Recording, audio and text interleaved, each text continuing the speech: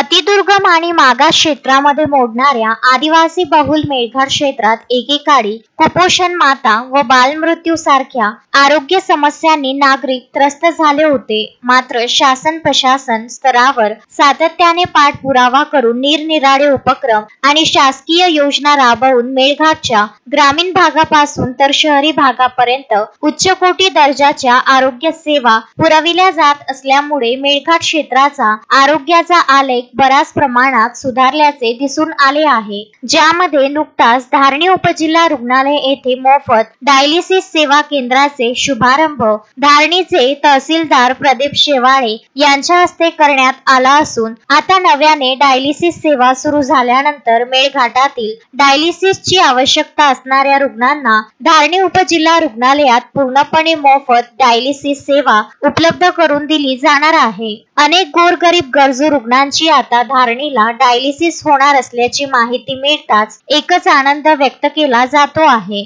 मेळघाटात गेल्या काही काळामध्ये किडनीच्या रुग्णांमध्ये वाढ झाल्यानंतर डायलिसिस सेवा सुरू करण्याबाबत मागणी गेल्या अनेक वर्षापासून केली जात होती. मेळघाटचे आमदार केवलराम काळे यांनी सुद्धा शासन दरबारी पाठपुरावा करून धारणी उपजिल्हा रुग्णालय येथे मोफत डायलिसिस सेवा सुरू करण्याबाबत मागणी केली होती.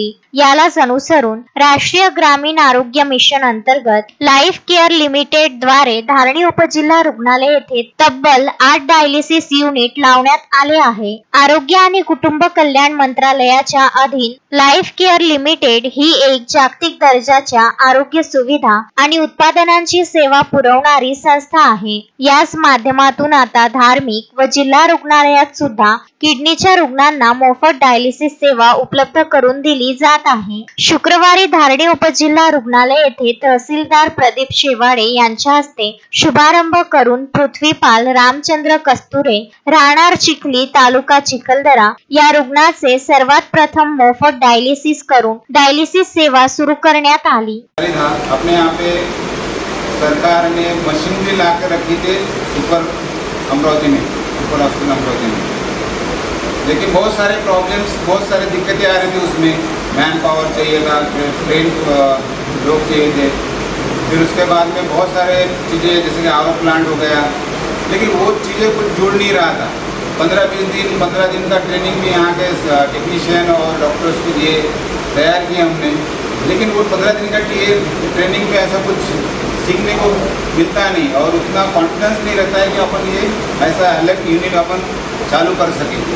उसके लिए 5-4 अभी अपने आप टेक्नीशियन अवेलेबल, उनको उन्होंने बताया कि 5 साल का उनको अनुभव. या प्रसंगी धारणी उपजिल्हा रुग्णालयाचे वैद्यकीय अधीक्षक डॉक्टर दयाराम जावरकर, गटविकास अधिकारी विजय गायकवाड, राम कांबळे संचालक, Sudhir Jhamarkar Dalal, doctor SR Jambhekar, doctor Shailesh Jirafe, आरोग्य मित्र राहुल तिवारी व धारणी उपजिल्हा रुग्णालयातील इतर वैद्यकीय अधिकारी कर्मचारी मोठ्या संख्येने उपस्थित झाले होते. मतलब मुझे भी नहीं लगता था कि डायलिसिस सेंटर इतने जल्दी यहाँ पे मेलघाट में आएगा. वो डायलिसिस सेंटर भी अभी यहाँ पे आ चुका है, तो ये बहुत ही बड़ी उपलब्धि है हम सभी अधिकारी वर्ग के लिए, हम सभी मेलघाट के आदिवासी और सभी गरजू बांधवों के लिए.